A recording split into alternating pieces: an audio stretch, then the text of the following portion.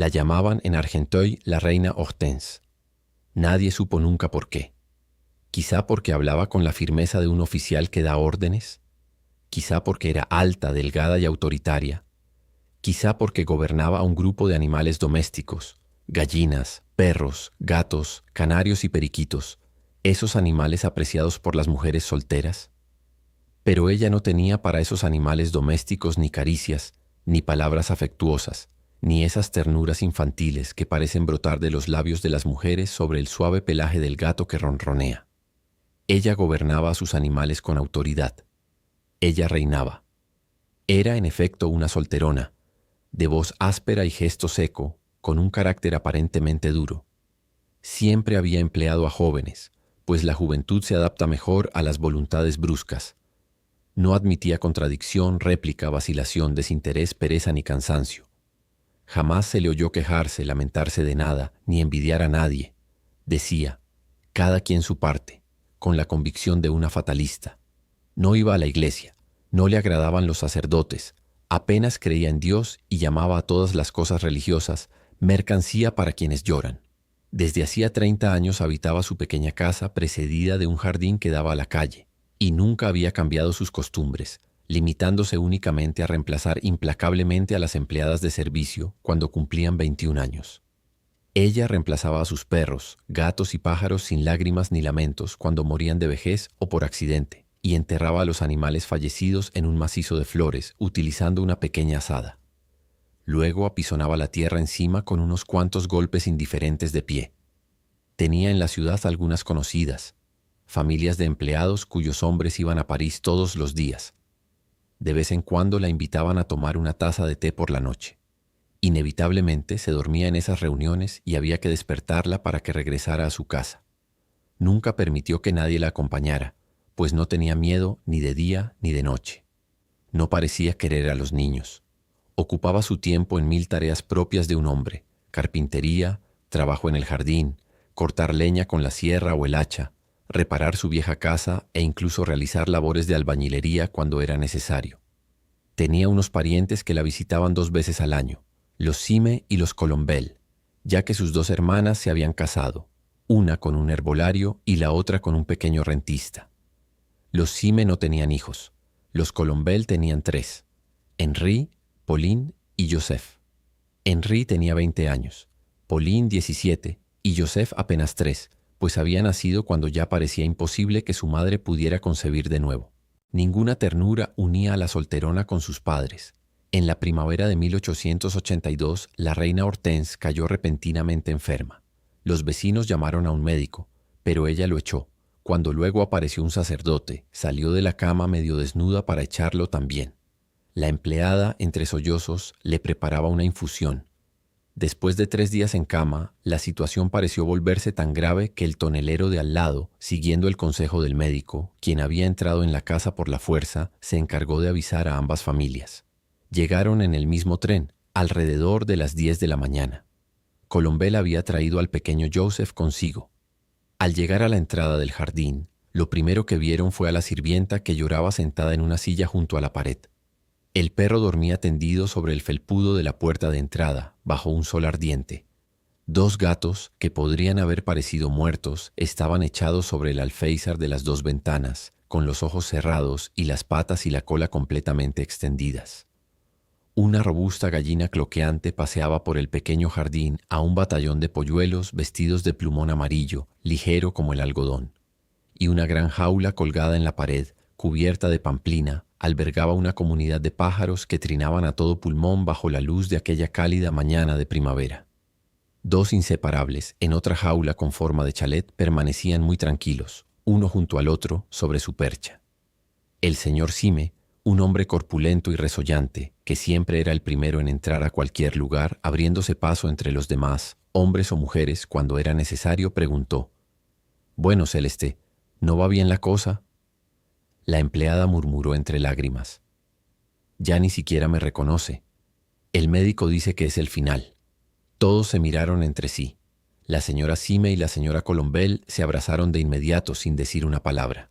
Se parecían mucho, pues ambas solían llevar bandas planas y chales rojos, cachemiras franceses brillantes como brasas. Sime se volvió hacia su cuñado, un hombre pálido, amarillento y delgado, consumido por una enfermedad de estómago y que cojeaba gravemente, y pronunció con tono serio: «Por fin, ya era hora». Pero nadie se atrevía a entrar en la habitación de la moribunda situada en la planta baja. Sime se dio el paso. Finalmente fue Colombel quien se decidió primero y entró, avanzando tambaleante como un mástil de barco, haciendo sonar el hierro de su bastón contra el suelo. Las dos mujeres avanzaron primero y el señor Sime las siguió cerrando la marcha. El pequeño Joseph se había quedado afuera, fascinado por la presencia del perro. Un rayo de sol partía la cama en dos, iluminando apenas las manos que se agitaban nerviosamente, abriéndose y cerrándose sin cesar. Los dedos se movían como si los guiara un pensamiento, como si expresaran cosas, señalaran ideas u obedecieran a una inteligencia. Todo el resto del cuerpo permanecía inmóvil bajo la sábana. El rostro anguloso no mostraba el menor estremecimiento. Los ojos seguían cerrados. Los familiares se situaron en semicírculo y se quedaron mirando en silencio, con el pecho oprimido y la respiración entrecortada. La joven los había seguido y continuaba sollozando. Al final, sí me preguntó: «¿Qué ha dicho exactamente el médico?». La sirvienta murmuró: «Dice que la dejen en paz, que ya no hay nada que hacer». Pero de repente, los labios de la solterona empezaron a moverse. Parecían pronunciar palabras mudas, ocultas en esa mente moribunda, y sus manos aceleraron su extraño movimiento. De repente habló con una vocecita débil, desconocida en ella, con una voz que parecía venir de lejos, quizá del fondo de ese corazón siempre cerrado. Sime se retiró de puntillas, pues ese espectáculo le resultaba penoso. Colombel, cuya pierna lesionada se fatigaba, tomó asiento.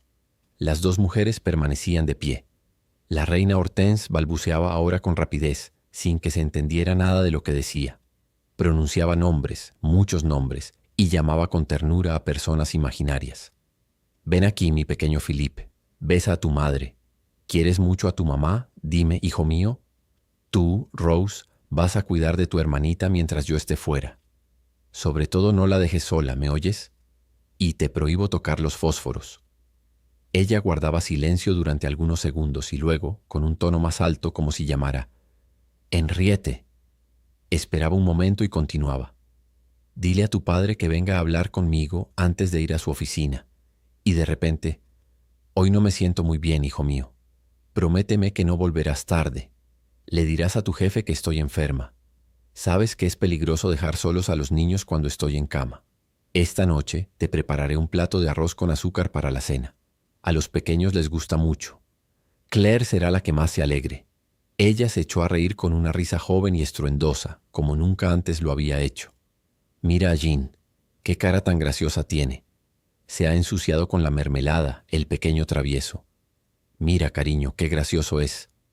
Colombel, que cambiaba de posición constantemente para aliviar su pierna cansada por el viaje, murmuró: «Ella sueña que tiene hijos y esposo.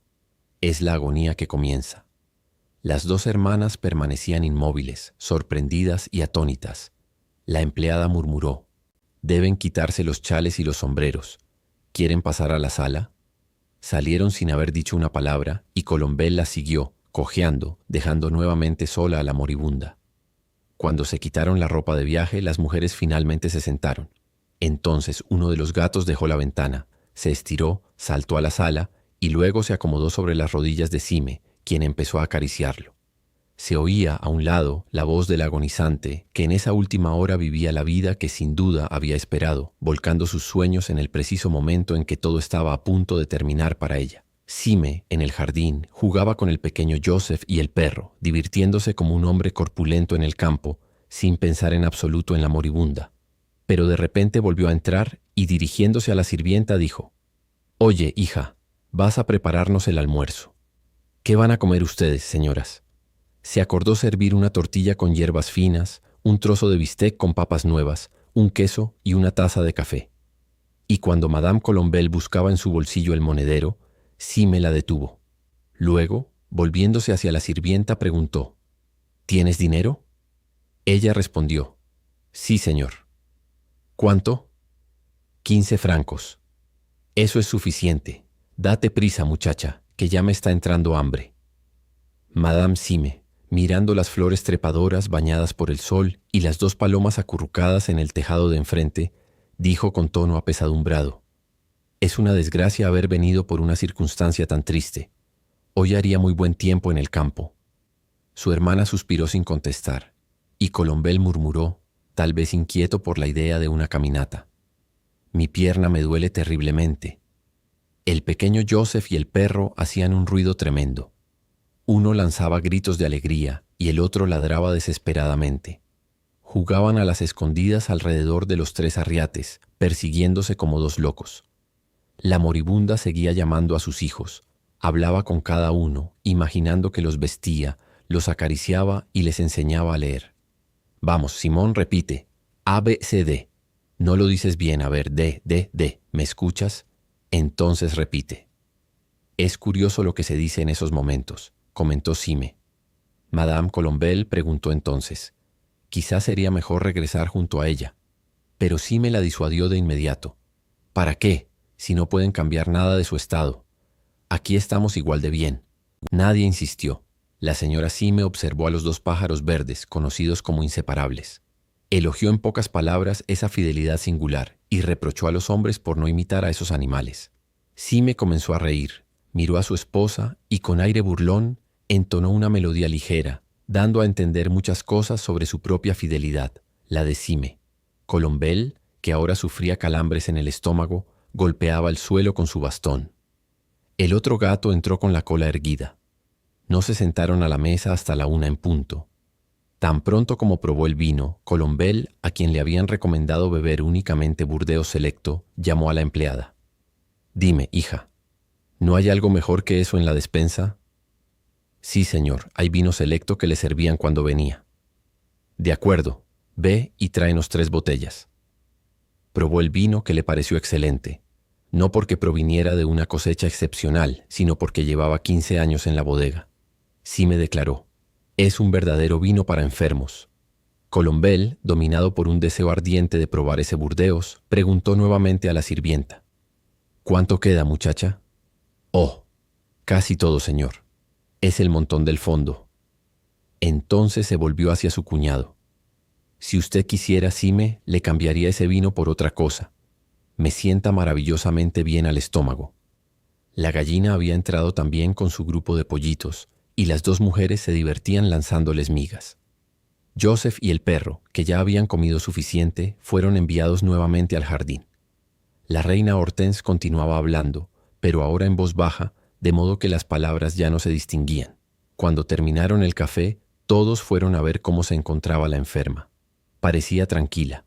Salieron nuevamente y se sentaron en círculo en el jardín para hacer la digestión. De repente el perro comenzó a correr alrededor de las sillas tan rápido como le permitían sus patas, llevando algo en la boca. El niño lo seguía desesperado, y ambos desaparecieron dentro de la casa. Sime se quedó dormido, con el vientre expuesto al sol. La moribunda volvió a hablar en voz alta. De pronto gritó. Las dos mujeres y Colombel se apresuraron a entrar para ver qué ocurría. Sime, que se había despertado, no se molestó en moverse, ya que no le agradaban esas situaciones. Se había sentado con los ojos desorbitados. Su perro, intentando escapar de la persecución del pequeño Joseph, había saltado sobre la cama y pasado por encima de la agonizante. Atrincherado detrás de la almohada, miraba a su compañero con los ojos brillantes, listo para saltar de nuevo y reanudar el juego. Tenía en la boca una de las pantuflas de su dueña, destrozada a mordiscos tras haber jugado con ella durante 1 hora. El niño, intimidado por aquella mujer que de repente se erguía ante él, permaneció inmóvil frente a la cama. La gallina, que también había entrado asustada por el ruido, saltó sobre una silla y llamaba desesperadamente a sus polluelos, que piaban asustados entre las 4 patas del asiento. La reina Hortense gritaba con voz desgarradora. No, no, no quiero morir, no quiero, no quiero. ¿Quién criará a mis hijos? ¿Quién los cuidará? ¿Quién los amará? No, no quiero, yo no. Se recostó de espaldas. Había terminado. El perro, muy agitado, entró a la habitación jugando. Colombel corrió hacia la ventana y llamó a su cuñado. Venga rápido, venga rápido. Creo que acaba de fallecer. Entonces Sime se levantó y, resignado, entró en la habitación murmurando. Ha sido más breve de lo que habría imaginado.